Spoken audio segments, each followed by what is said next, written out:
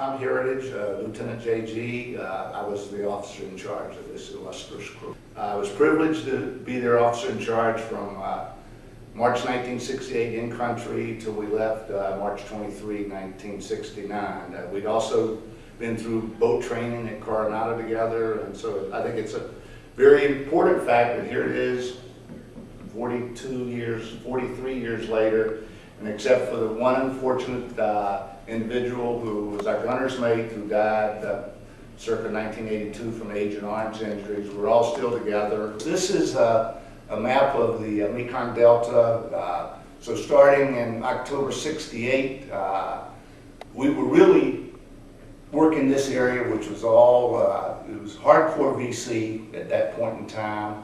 The Bodé River was a really memorable place, and also the Sang Baha, which is all what we used to call Square Bay right here. That day, and it really was November of 1968, because it's embellished into our memory. And oh, by the way, here's the logbook of PCF 94. So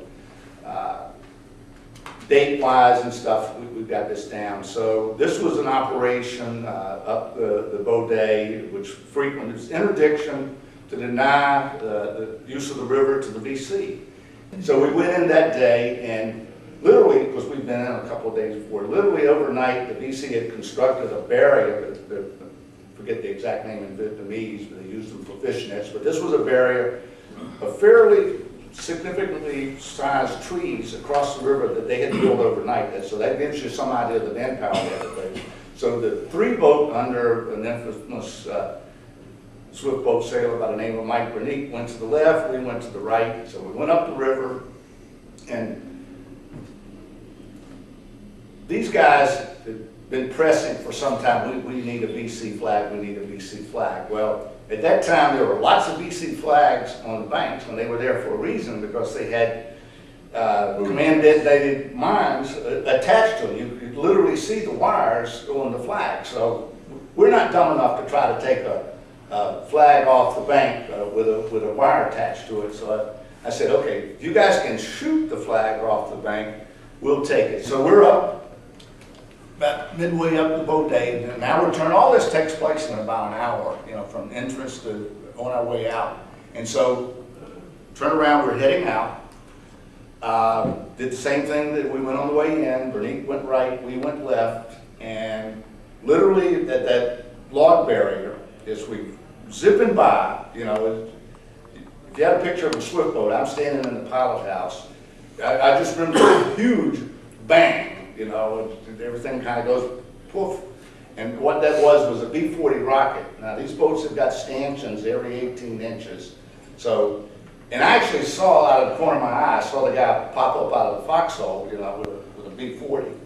And clean goes through the boat. Now, it's got to miss both stanchions on both sides. And it goes over 100 rounds of 81 millimeter mortar and blows up about 40 feet the other side of the boat. And of course, there's a lot of smoke, and after that, I got on the radio and said, "This is Avenue number 94. We're hit," and we're coming out, and we were headed out for the USS Wachusett. But anyway, so I remember I'm up in the pilot house, and at this point, I did not know the VC flag is there. Okay, and so we're coming alongside the Wachusett, and it's kind of a sequel to that to show you, this was a serious war effort going on at this time. So the Coast Guard skipper put us on report with our commanding officer, George Elliott.